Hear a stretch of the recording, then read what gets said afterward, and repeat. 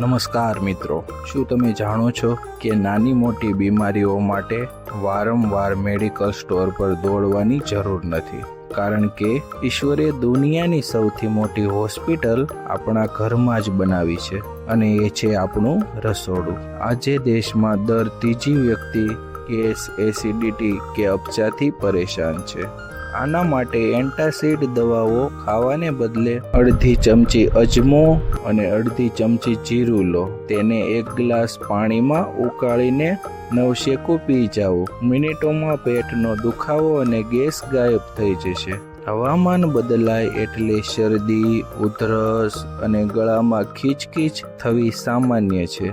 આયુર્વેદમાં હળદરને કુદરતી એન્ટીબાયોટિક માનવામાં આવે છે। અડધી ચમચી શુદ્ધ હળદરમાં 1 ચમચી મધ મેળવીને ચાટી જાવ અથવા રાત્રે સૂતા પહેલા હળદરવાળું ગરમ દૂધ પીવું। ગમે તેવી ઉધરસમાં પણ તરત રાહત મળશે। જો તમે બ્લડ શુગર એટલે કે ડાયાબિટીસને કંટ્રોલ રાખવા માંગો છો અથવા વજન ઉતારવું છે તો મેથીના દાણા રામબાણ ઈલાજ છે। રોજ રાત્રે 1 ચમચી મેથી 1 ગ્લાસ પાણીમાં પલાળી દો। સવારે ખાલી પેટે આ પાણી પી લો અને મેથી ચાવીને ખાઈ જાઓ। આનાથી મેટાબોલિઝમ સુધરશે અને શુગર કંટ્રોલમાં રહેશે। તો મિત્રો, કેમિકલ વાળી દવાઓ ખાતા પહેલા આપણા આયુર્વેદિક મસાલાની શક્તિને ઓળખો। રસોડું સાચું રાખશો ને તો બીમારીઓ તમારાથી 100 ગાવ દૂર રહેશે। જો આ માહિતી ઉપયોગી લાગી હોય તો વિડીયોને લાઈક કરો અને તમારા પરિવાર સાથે શેર જરૂર કરો।